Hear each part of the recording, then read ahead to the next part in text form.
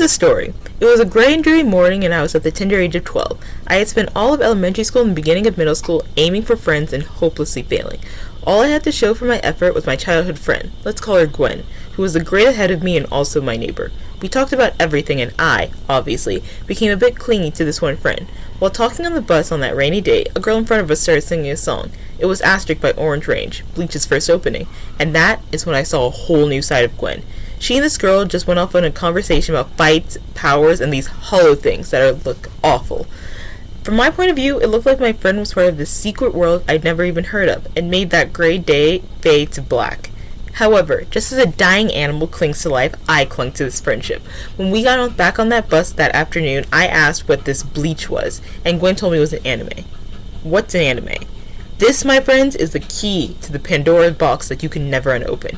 You must understand that this question is so loaded, and telling the answer to an impressionable, vulnerable, desperate little girl, well, that was the day that anime had become a representation of friendship, since I did make friends with that girl Gwen was talking to.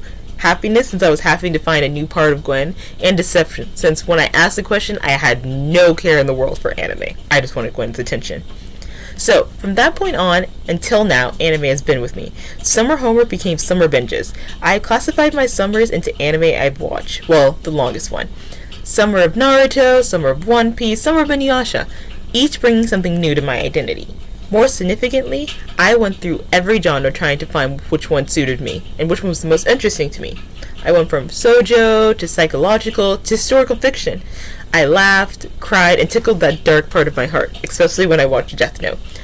All of my watching made me able to say that there's an anime out there for everyone. I recommended anime to friends, families, teachers, parents. I still do now. Anime had become a core part of my personality, and made any day into an interesting one. When I was sad, it made me happy. When I was angry, it made me happy. When I was happy, it made me happier. Anime had become a tether that pulled my emotions into whichever way I wanted it to go, and in ways I didn't expect. Like when I watched Clannad, and I watched it for the romance, but ended up crying from all the emotions, drama, and how connected I felt with the characters. Anime has a way of moving people that's really hard to find in other media genres. With anime also came friendships. I made more friends than I had before, because once I stopped trying to make friends and just watch anime, I started having things to talk about with people.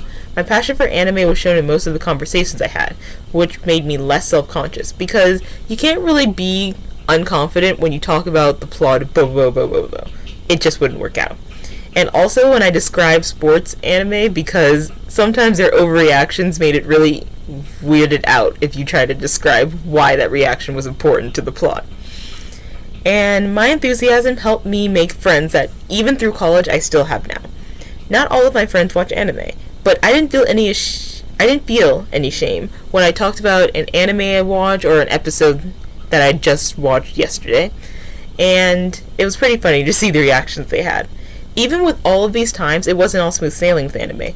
I mean, the struggle of anime being shorter due to the unconfident industry and lack of profit made many of the animes I watched as a kid and now finish prematurely or just never return. I still remember that they rushed the ending of Kacho wa Maid-sama, and it made me so sad because I had to continue in the manga, but the manga didn't have the soundtrack that I liked that the anime brought to the table. The deceptiveness of giving a little and never more made it harder to connect with the anime as I got older. I can understand with hallmarks like Naruto and Bleach ending that anime still need foundations to carry it through the next coming years, i.e. with their attempt with Boruto the anime.